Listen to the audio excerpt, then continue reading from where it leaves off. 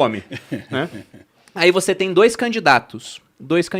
Imagina que um candidato ele fale, olha, eu vou manter as coisas como estão, não vou aumentar o tamanho do Estado e segurança, vamos prover, mas o resto aí, saúde, educação, tudo tá contigo.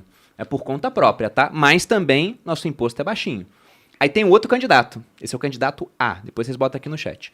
Tem outro candidato, candidato B. O B é um cara tipo Boulos. Vamos te dar tudo. Segurança. A gente vai te dar mais justiça, mais rápido. A gente vai te dar saúde, vai te dar educação de primeiro mundo. Todo mundo. Casa vai própria. Pagar a dívida de todo mundo. Tirar o nome do SPC. É muito bom essa. Vamos fazer tudo. E aí perguntam pra ele naturalmente. Mas quem vai pagar por isso? Ele levanta a mão e fala, tributaremos os ricos. É o sonho, né? Imposto só sobre os outros. Não vai dar certo. Mas essa é a promessa da eleição. Não é em quem vocês votariam, tá, gente? Quem vocês acham que vai ganhar?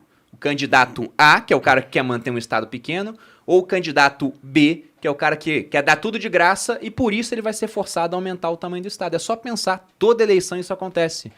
Que é a ideia do Roupa, quando ele fala sobre isso, né? Que ele defende lá a visão de que se deve haver um Estado, na opinião dele, uma monarquia, a maneira antiga... É o menos pior. Seria menos pior do que Que ele tem mais responsabilidade, né? É, um Estado democrático, porque na democracia isso é um problema que vai acontecer, ele tende a crescer. Aí esse cara, para cumprir o que ele prometeu, ele vai aumentar imposto, só que só sobre os ricos nunca dá certo. O rico é quem menos é afetado, ele se protege, então pega a classe média, pega o pobre. Parafraseando uma amiga nossa, Renata Barreto, o rico pode ser tudo, menos burro. Pô. Ele ficou rico, pô. Então ele sabe mexer com dinheiro. Ou ele vai emitir mais dívida, o que é ótimo, ele tem mais poder para gastar agora, e a dívida que vai pagar é só um cara daqui a 30 anos, ele nem conhece quem vai pagar. Né? Ou ele vai criar mais dinheiro, e aí nós temos as notas que não valem nada aqui de dinheiro. Mas o pessoal tá falando aqui, estão botando o B, que é o cara que ganharia, mas eles votariam no ar, eles estão falando aqui. E pode ser, você pode até pensar assim, mas a população brasileira agora ela está educada, ela já passou por tanta tragédia que agora vai ganhar e coisa e tal. Não, mas tem um detalhe, tem uma frase, agora eu esqueci o autor que falou isso, mas é que na verdade a nossa sociedade ela é invadida todo ano por uma horda de bárbaros, né? E a gente é obrigado a civilizar essas pessoas, são chamadas crianças, né? Você tem que educar esse pessoal.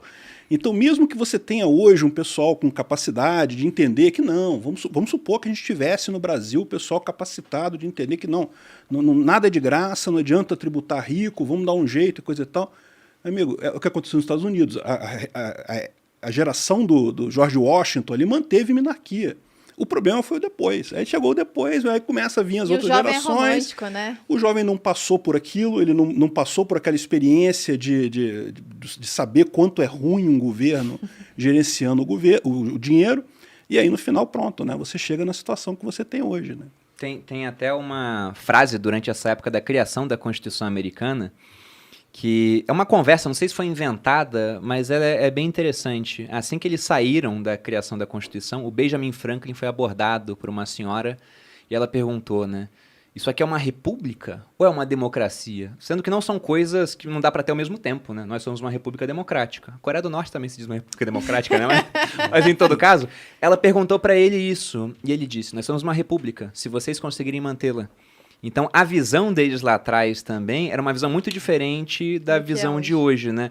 E aqui, não tô atacando a democracia, não me denunciem pro STF. Eu só tô falando... Alexandre de Moraes, atenção. Que há essa questão, é indiscutível que tem esse problema que é um extremo estímulo de curto prazo. Né? E se você pensa muito no curto prazo, você acaba abrindo mão do longo prazo, e o pensamento de longo prazo é aquele que traz mais retorno no final das contas. Por isso que o Bruno gosta dessa visão da monarquia. Eu lembro quando ele... Qual foi o livro que fez? É esse, a Democracia, o Deus que Falhou. Exatamente. Aí ele chegou em casa e falou... Aquele livro é... É isso, também. É monarquia que tem que ser, porque o cara... Não falei que é monarquia.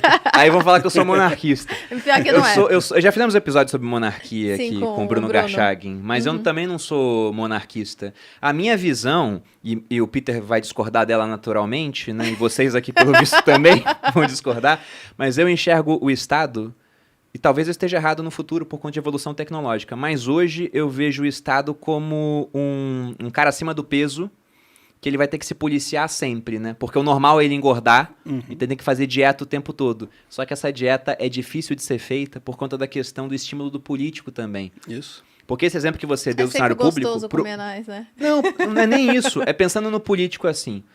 A gente sabe que tem o político que, por ideologia, ele quer diminuir o Estado, que é quase ninguém. Por ideologia, ele quer aumentar, é o pessoal da esquerda, mas tem uns caras da direita também, tá? Tem.